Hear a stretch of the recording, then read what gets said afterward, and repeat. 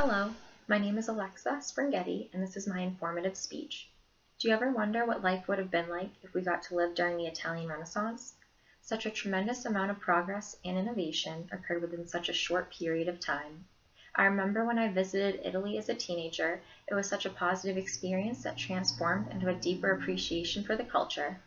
The advancements from this time can be categorized into two areas of study, the arts and the sciences. Today, I will discuss the artistic and the scientific contributions of this time period. The most notable artists contributed great value to the early Renaissance and High Renaissance.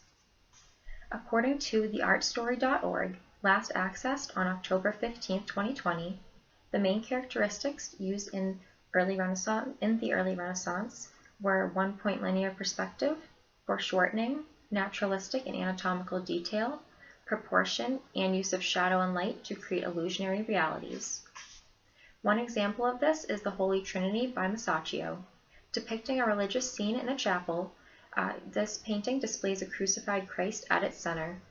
Masaccio used the one-point linear perspective, which is a technique that makes 2D space appear three-dimensional.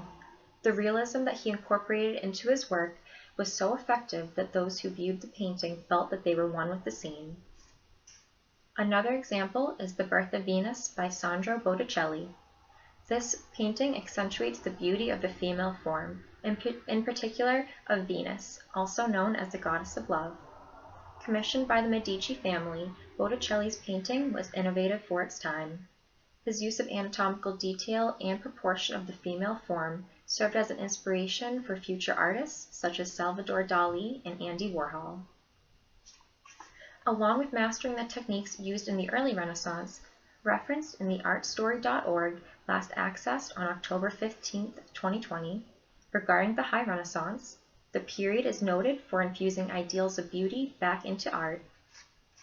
One example of this is the David sculpture by Michelangelo. Standing over 17 feet tall and carved out of marble, Michelangelo's sculpture can be described as a classical version of a Greek statue. There are imperfections in regards to the anatomical proportions. However, these imperfections are suggested to have been intentional because the sculpture was meant to be viewed from below. It was actually meant to be placed on the Florence Cathedral's dome. Another example would be the Mona Lisa by Leonardo da Vinci. This painting is one of the most famous paintings of all time. Instead of beauty being the motivation of this work, Leonardo da Vinci focused on the woman's personality, otherwise seen in the mystery of her smile. Drawing from his knowledge of human anatomy, he was able to portray realism in his work. This portrait would become the standard and the inspiration for artists such as Picasso. Next, I will discuss the scientific discoveries and contributions of this time period. The scientific ingenuity of the era expanded our understanding on life on Earth and beyond. According to ItalyMagazine.com, last accessed on October 15, 2020, regarding Leonardo da Vinci, his research would take him to the hospitals in areas such as Rome and Milan, where he would dissect dead bodies. These dissections that he conducted gave him more familiarity with human anatomy. During his studies, he demonstrated this knowledge by drawing the skeletal, muscular, and vascular systems. His training in anatomy served as a resource that he would end up using in his artistic paintings. Among his many inventions, Leonardo da Vinci's flying machine is of particular interest. According to leonardodavinci.net, last accessed on October 15, 2020, his invention has the pilot lying face down in a winged device that is obviously inspired by animals capable of flight. The mechanisms he designed suggest that he observed flight in animals, in particular the wingspan and flight observed in bats. Although his invention never came to fruition, Leonardo da Vinci's flying machine would pave the way for modern aviation methods that we know today. According to ItalyMagazine.com, last accessed on October 15, 2020, Nicholas Copernicus, a Polish-born humanist and astronomer, challenged the notion expressed by Claudius Ptolemy that the Earth was the center of the universe. In order to successfully refute Ptolemy's claim, Copernicus studied astronomy in Italy.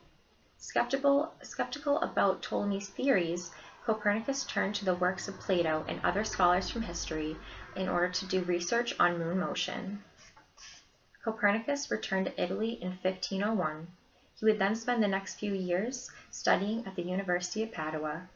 It was during this time that he ended up developing his main theory regarding the universe. Referenced in ItalyMagazine.com, last accessed on October 15, 2020. Instead of the Earth, Copernicus asserted that the Sun was at the center of the universe. Born at the end of the Renaissance, Galileo would go on to prove Copernicus's theory.